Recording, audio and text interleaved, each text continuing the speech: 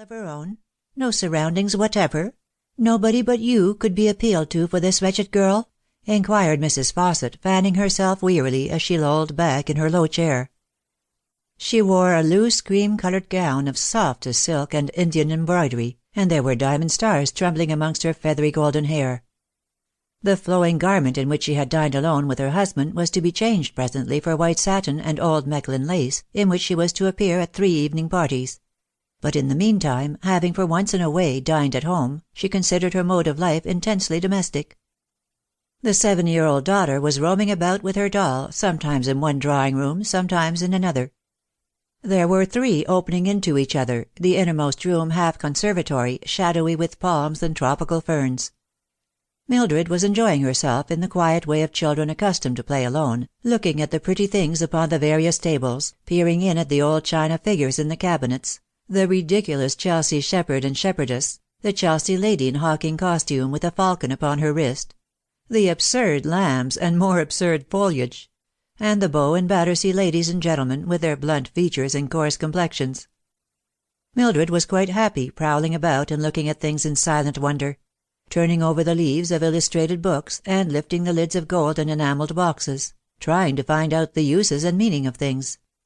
Sometimes she came back to the front drawing room and seated herself on a stool at her mother's feet, solemnly listening to the conversation, following it much more earnestly and comprehending it much better than either her father or mother would have supposed possible. To stop up after 9 o'clock was an unwonted joy for Mildred, who went to bed ordinarily at 7. The privilege had been granted in honour of the rare occasion, a tete-a-tete dinner in the height of the London season. "Is there no one else who could take her?" repeated Mrs. Fausset impatiently, finding her husband slow to answer. "There is really no one else upon whom the poor child has any claim." "Cannot she remain at school? You could pay for her schooling, of course. I should not mind that."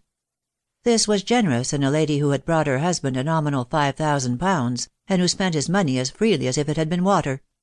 "She cannot remain at school. She is a kind of girl who cannot get on at school. She needs home influences." "You mean that she is a horrid rebellious girl who has been expelled from a school, and whom I am to take because nobody else will have her." "You are unjust and ungenerous, Maud. The girl has not been expelled.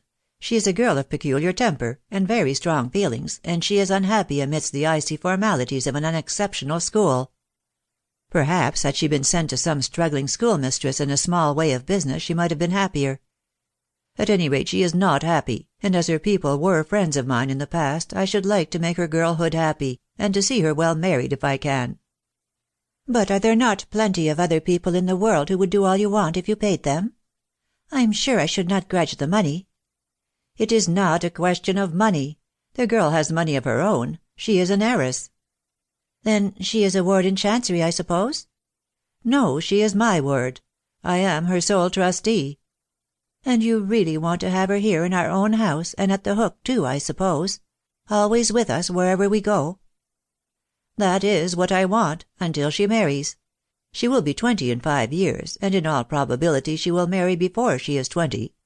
It is not a lifelong sacrifice that I am asking from you, Maud. And remember, it is the first favour I have ever asked you." "Let the little girl come, mother," pleaded Mildred, clambering onto her mother's knee. She had been sitting with her head bent over her doll, and her hair falling forward over her face like golden rain, for the last 10 minutes. Mrs. Fausset had no suspicion that the child had been listening, and this sudden appeal was startling to the last degree. "Wisdom has spoken from my darling's rosy lips," said Fausset, coming over to the window and stooping to kiss his child. "My dear John, you must know that your wish is a law to me," replied his wife, submitting all at once to the inevitable. "If you are really bent upon having your ward here, she must come." "I am really bent upon it." "Then let her come as soon as you like." "I will bring her to-morrow."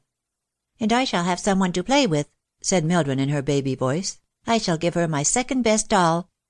"Not your best, Mildred?" asked her father, smiling at her. Mildred reflected for a few moments. "I'll wait and see what she is like," she said, "and if she is very nice, I will give her quite my best doll. The one you brought me from Paris, father. The one that walks and talks." Maud Fausset sighed, and looked at the little watch dangling on her chatelaine. 1:15. How awfully late for Mildred to be up.